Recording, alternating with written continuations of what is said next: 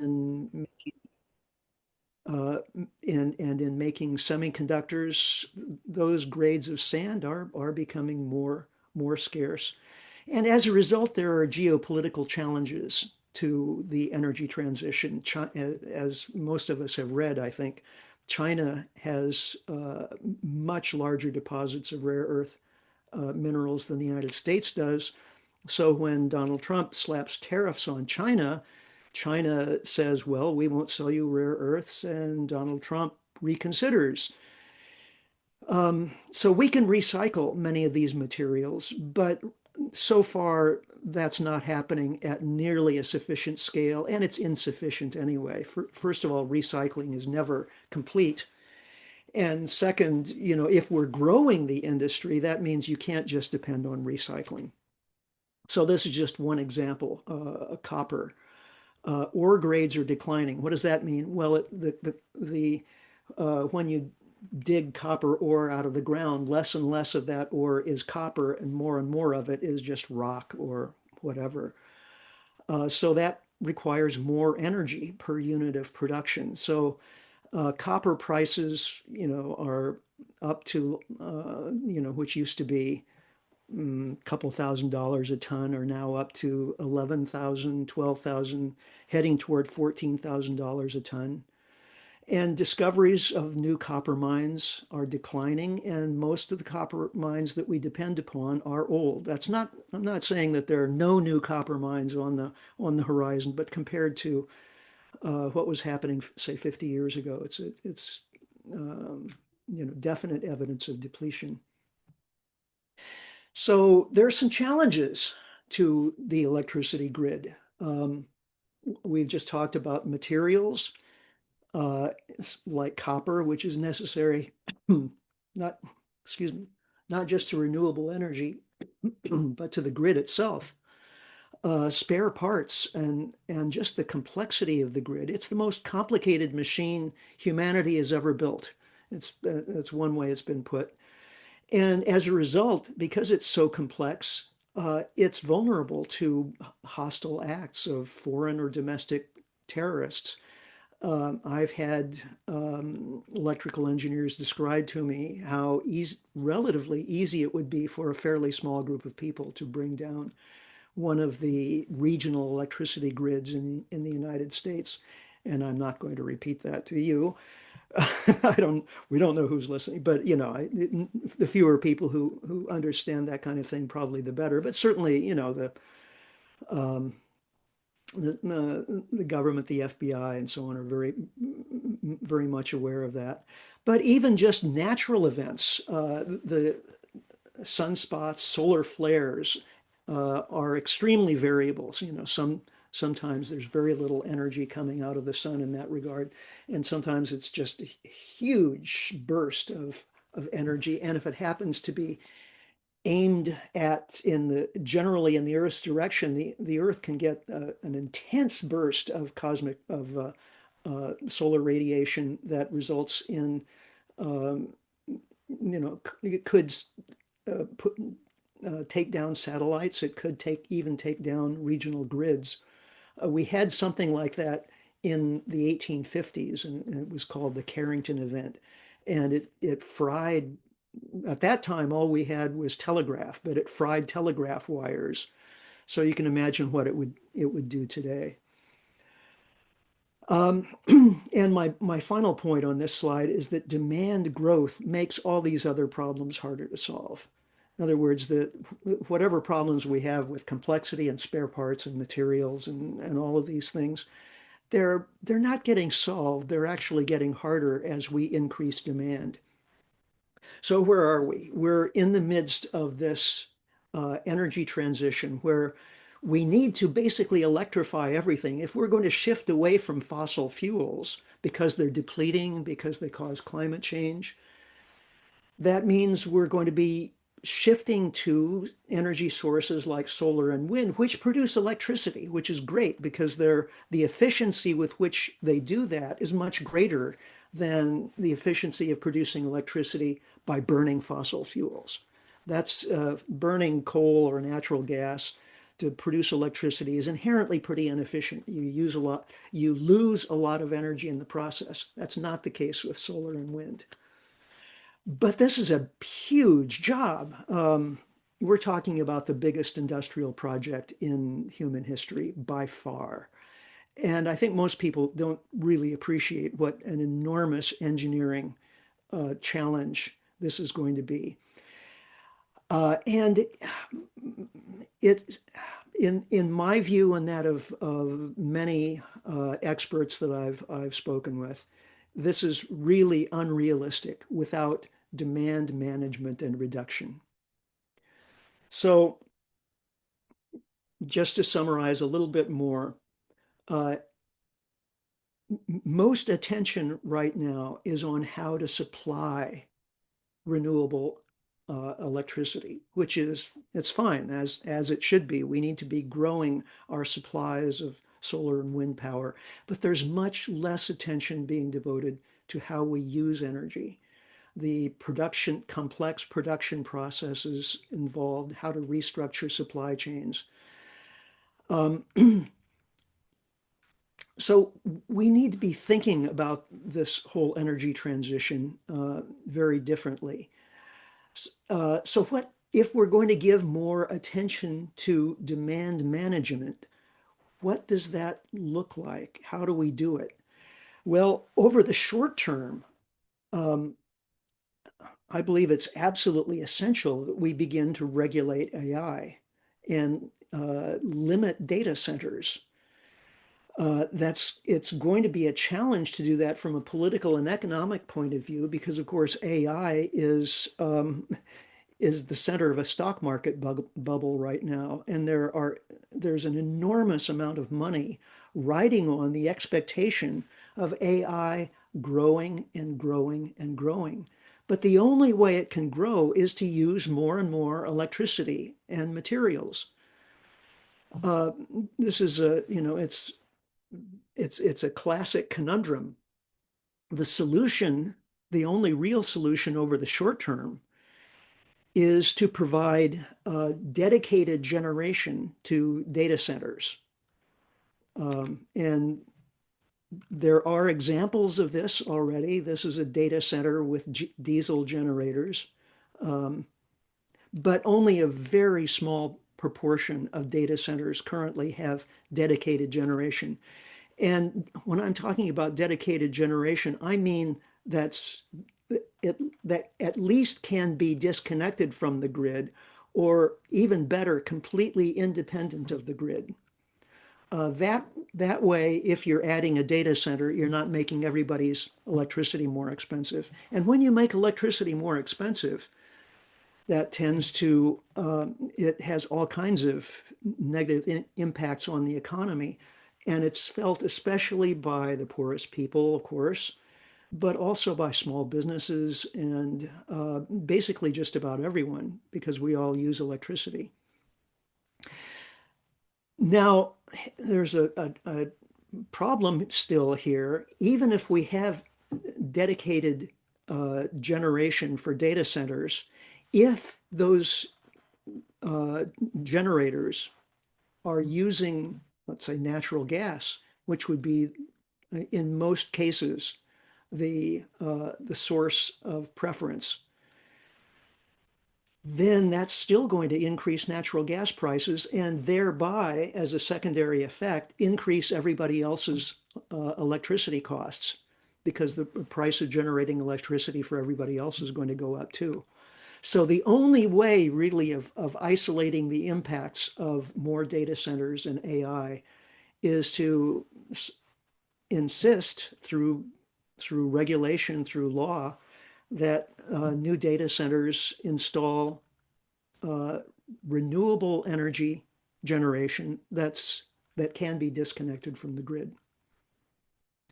So far, as I say, that's hardly happening at all, but it certainly could. That could be a requirement for new data centers. And the more of us who are talking about that, who understand the problem and are proposing that, the better off we'll be. Where you are in Vermont, I think it's not as much of a problem. There's only a couple of data centers. of any size in the state. But Texas, California, Virginia, these are places where data centers are cropping up left and right.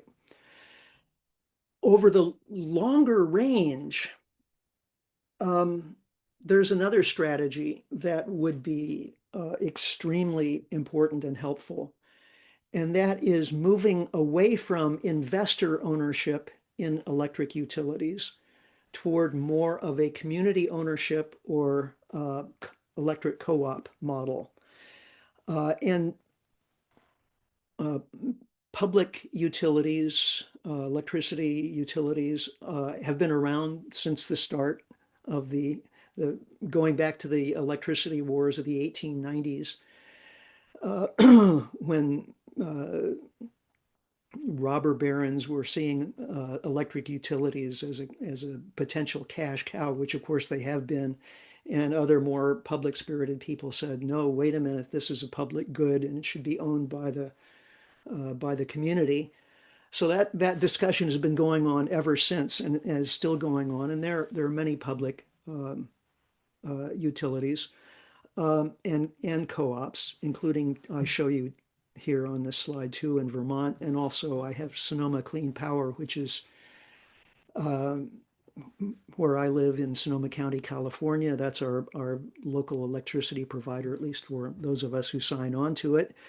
And as the name suggests, Sonoma Clean Power preferentially buys renewable energy to distribute to its customers. So it's a way of influencing the whole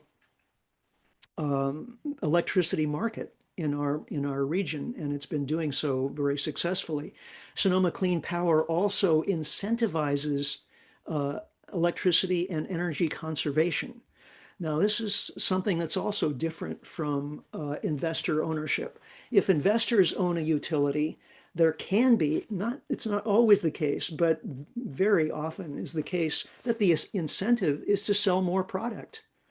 The higher the demand for electricity, the greater the profit. So what's the problem?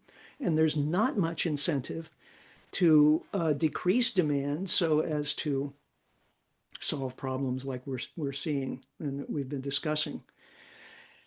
So if we're serious about tackling these problems, then how we structure utility companies is really an important part of that conversation. Now, if we are going to do all of these things, it's going to require action from government. And state government can do some of this, but it's going to require national effort as well. Energy conservation really has to become a national priority.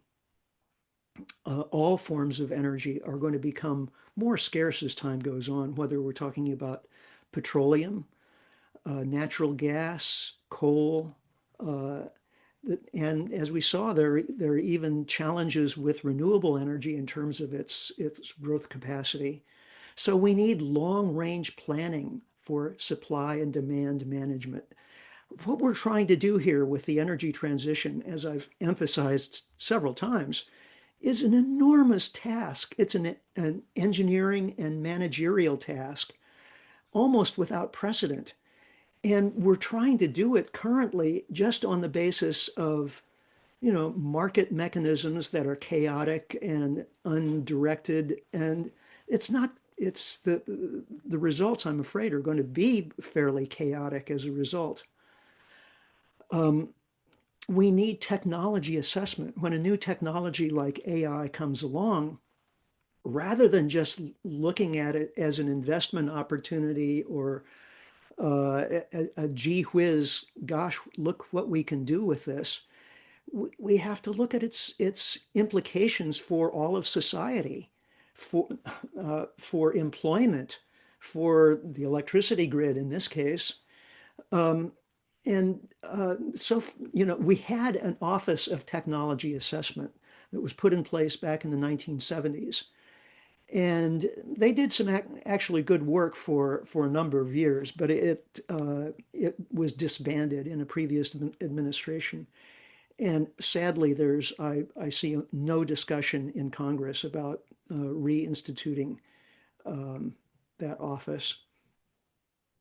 So yeah, we can do some of this at the state level, but without national coordination, it's going to remain pretty disorganized and chaotic, and the results are going to be worse as time goes on.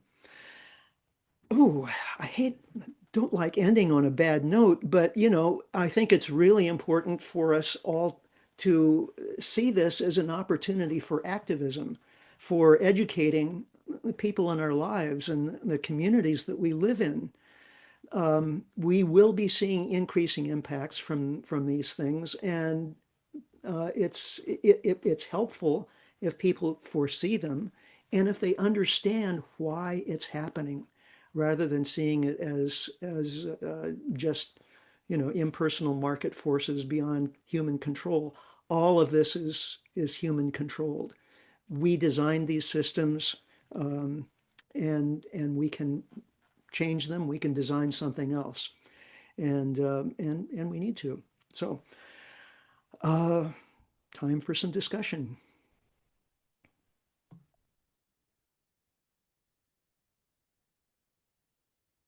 Oops. Okay, thank you very much, Richard. Great presentation. So now we're going to put up the chat, and looks like we've got a few things in here already. Is there something being shared here that we can kind of clear that screen for everybody? Clear the share screen. Yeah. The local grass-fed beef supply chain for Vermont State University. With the help of the new butchery at the VTSU Randolph campus, students will cook animals for campus kitchens, keeping cuts of meat local and supporting Vermont's rural farmers. You go to stop share. It will go, Right, I'm trying to.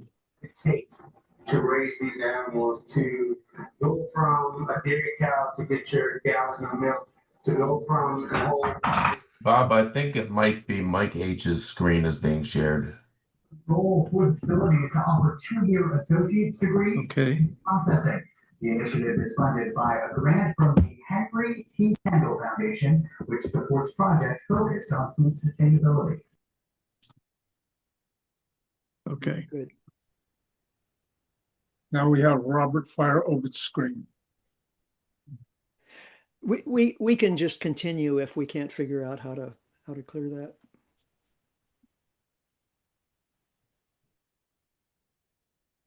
That you're muted.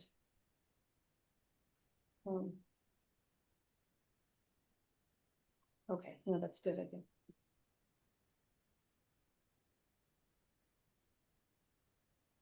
Okay. Here we go. So get back to the chat here. Where'd they go? There they are. Yeah, jumped up there. Mhm. All right, so yeah, so you open up, yeah. There you go. Okay. All right. Maybe jump down to this in the red right there, the three new. Thank you. Okay, can you read these, Robert, or do you want me to read them to you? Richard, can you see? Richard? Yeah, I can see the questions in the chat. Okay. One Oh, from great. John about talk about demand side management to diminish demand. Yeah, I mean, I touched on that, but local utilities, Sonoma Clean Power is the one that I have most experience with. A lot of their messaging has to do with helping people reduce their electricity demand. Whether it's helping people with insulation or helping them afford,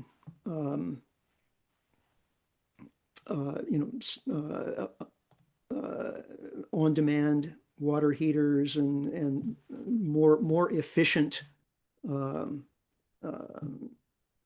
machines of various kinds. That's a lot of their work. So it's rather than being in business to increase sales, they're actually, trying to reduce demand. So, we need, I've often suggested that a good job in the future might be um, uh, personal energy consultant, somebody who could just come around to your house and look at how you're using energy, how much you're using energy, and how you could use less without, disrupting your life in any significant way. Um, so I don't think even Sonoma Clean Power hasn't gotten to that point where they have that as job description, but I think that's the direction we're headed, and we could use it. Thank you. Yeah, Annette says, uh, Let me just preface yeah, this, go ahead. Richard. Annette Smith is, she's with the Vermonters for Clean Energy. So she's very pro renewables. Mm-hmm.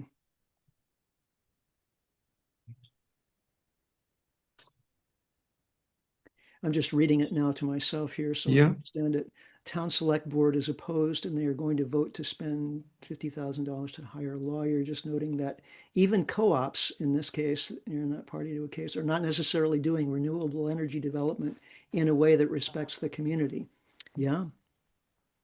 Just throwing electrons up on the grid because there is capacity at the substation, but the need for the power is 2 counties away and also in the service territory of the co-op. Yeah, I mean, this gets into the weeds a little bit. I mean, Vermont is a very different case from most of the rest of the country. 80% of your electricity is imported from Canada, and almost all of it is already renewable in one form or another. I mean, Quebec's electricity is hydropower, and Vermont is generating a lot of solar and wind as well. So actually, Vermont has the lowest greenhouse gas emissions of any state. You probably already know that. And so they're only, as I said earlier, there are only 2 data centers, and they're not really big ones so far. So I think Vermont is well poised to handle these challenges much better than much of the rest of the country is. But that means getting out ahead of the kinds of challenges that we've been discussing. Discouraging data centers, I think, is something that could be done in Vermont probably more effectively than most other places. And I think that's for local activists, that's something to gear up toward. Um, yeah, so maybe that's enough.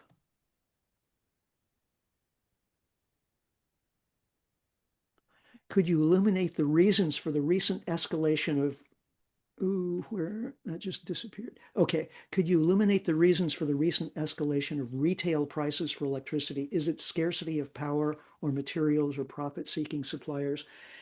It's mostly increasing demand.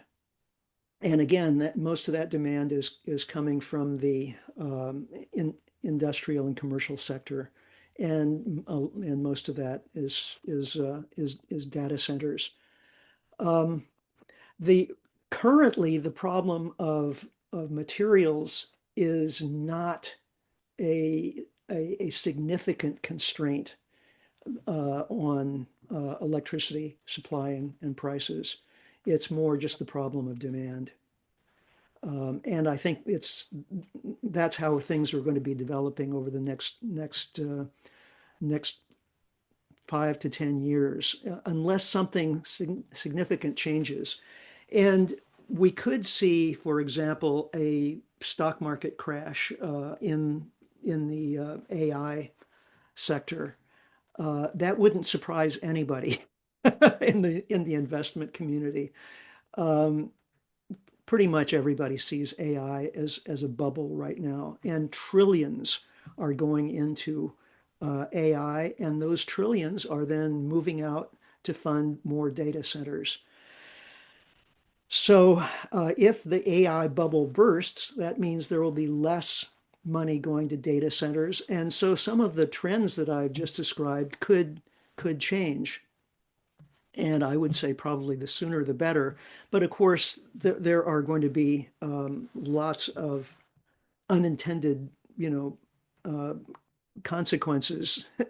Well, the whole thing would be an unintended consequence, but they would be injured bystanders. Maybe that's a better way of putting it. If and when the AI bubble bursts, a lot of people who are just, small investors who have their 401ks or, retirement accounts in happen to have it partly in Nvidia or one of those companies could see a lot of money evaporate. Their whole future change as a result. Nobody wants to see that happen, but it's a bubble, and bubbles do what bubbles do. Yeah, so it's a bit ironic as we've been told to electrify everything, and now the price has been going up. My son is leasing an EV and he's going back to an internal combustion engine, partly because he rents and the cost to charge at public stations ends up costing more than gas. Oh, wow. Bummer. It does seem like connecting EVs to the grid could be a big win by smoothing out demand and daily price fluctuations. Yeah, especially if there's new technology that's being developed and that's being deployed in some places that enables the utility to actually use the EV batteries to smooth out the bumps in the grid without degrading the EV batteries significantly. And that could help a great deal. But the EV transition is already hitting some speed bumps. I don't know if you've read the financial news lately, but Ford is pulling back from building its F-150 Lightning, its electric truck that it had huge hopes for, electric pickup truck, because the F-150 has been its biggest selling vehicle, and having to now pull that back and focus more on hybrids and internal combustion engines is going to be like a $20 billion hit for Ford Motor Company. Ford is not alone in that. The forecasts for adoption of EVs are being hit partly by consumer sentiment and very largely by government action. As the Inflation Reduction Act of what was it, 2021, created a $7,500 tax rebate for purchase of electric vehicles, and Trump administration has taken that away. And when the month before it went away, there was a big surge in sales of EVs, and the month after it went away, and well, I should say since it went away, sales of EVs have leveled off. So it's a challenging transition. My wife and I have experience with taking our electric car on a road trip, and finding charging stations, even here in California, can be a bit of a challenge. You pull up to a charging station that you found on your cell phone, and it's not working. So you go back to the map and find the next one. Not many people really want to take that amount of time and effort if they know that they can just, drive their regular car, internal combustion engine car, to a gas station anytime and fill up. So it's not without hiccups.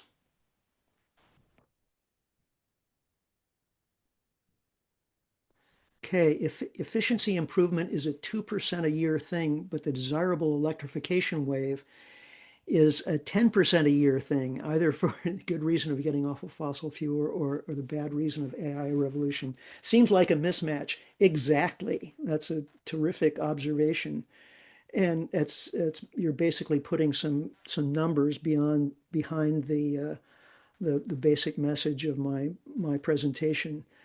Um, we, efficiency improvement has to catch up, and uh, demand increase from the AI revolution has to back off. Otherwise, that mismatch is going to bite us in the butt.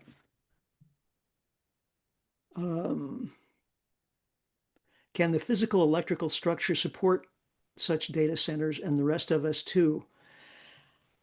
Um, well, I'm not an electrical engineer. I'm just a journalist, so I'm not the best person in the world to answer that question.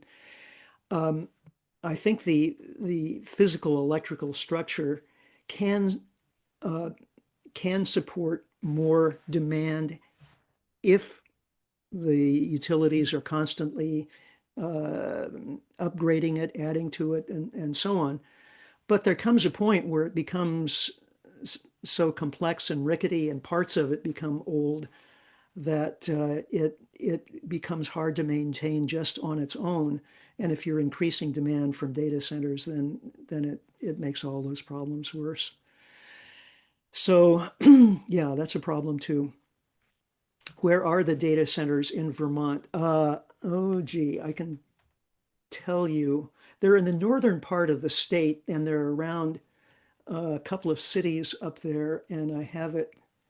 One is northwest of Montpelier, and I can't see what city that's in because the map is not showing it very well.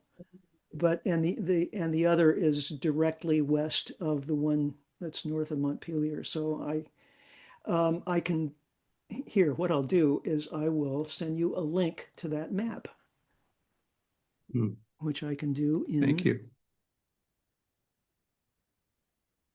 There you go. Thank you.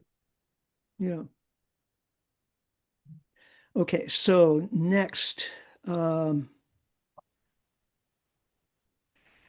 my experience has been that, that the tax credits were really only tax deductions. We were too poor to claim any rebate for solar investment while more wealthy neighbors got discounts.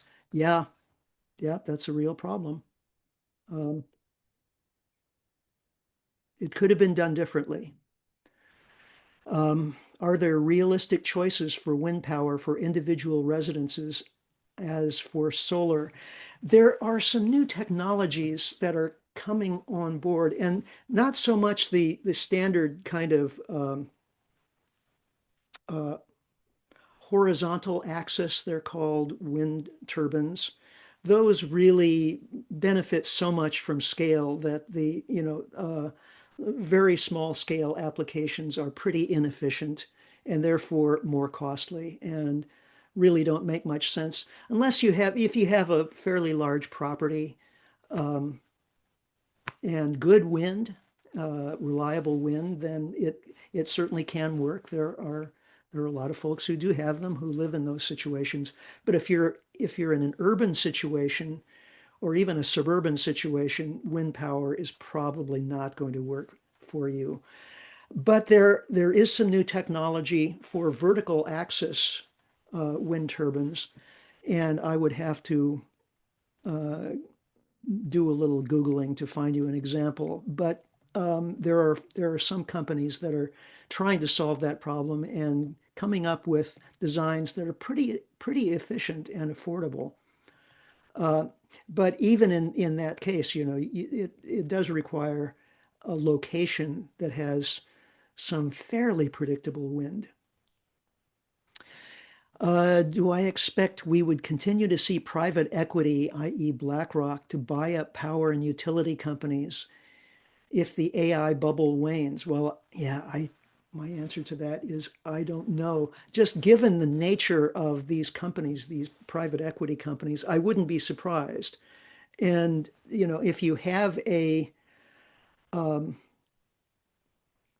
a public utility company, I think it has to be structured in such a way, legally structured so as to discourage that kind of corporate takeover.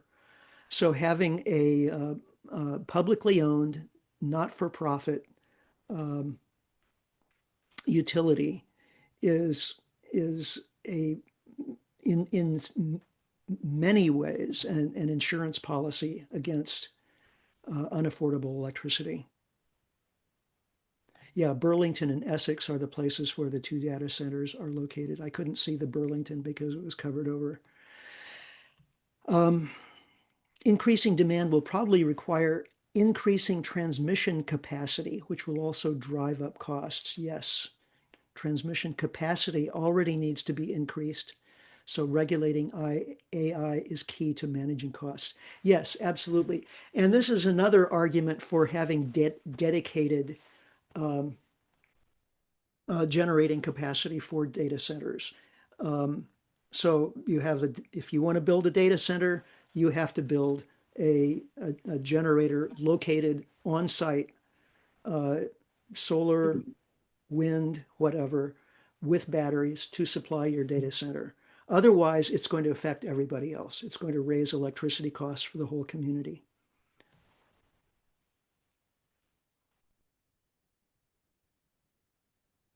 Okay, I don't see any I think other that's it. questions. So those were some good questions. Thank you. Well, thank you, Richard. So we're at the end of our talk. We thank everybody who participated. Thank you, Richard, for a wonderful talk, very informative. And hopefully we can help make something happen. I hope Positive. so. Yeah. Gardner has another question. Oh, another question? One more question. Okay, we do have time. Interesting. Our city Oh. owns the electric and gas, water, and wastewater utility, and 50% of its employees are involved in planning for growth. If we decided to stop growing, they would lose their jobs. Whew, yeah, that's a tough one. Yeah, I mean, ending growth and getting into a degrowth mode is a huge subject in and of itself. Yesterday I just got my copy of this new book by my friend Stan Cox. It's called Anthropause: The Beauty of Degrowth. It's the very latest book on the subject, and he talks a lot about both the challenges and benefits of getting off of this growth treadmill that we're on. And yeah, it will be a challenge, but we've got to do it. It will happen. You know, the end of growth is going to come one way or another. I actually wrote a book myself with that title, The End of Growth. But the more we prepare for it, the easier that process is going to be. And yeah, all those people will need other employment, but we can find good jobs for them. The book name again, please, is Anthropause: The Beauty of Degrowth. What he does in the book, the reason for the title, is he looks back at the COVID pandemic, which is a period, as we remember, when transportation went down. People were driving less. The whole economy contracted a little bit for a couple of years. And what happened during that time was nature recovered, not fully, obviously, but in ways that were very hopeful, actually. And he uses that as a lesson for how degrowth could be done, not in a haphazard way as happened then, but in a more deliberate way that would accentuate the positive benefits of degrowth while allaying the costs, side costs. Oh, Dave Gardner. Okay, Richard. Thank you very much. Thank you. Bye-bye. Have a good evening, everyone. Thank you. I'm curious what some of the participants in this room thought of the Thank you. presentation. That was great.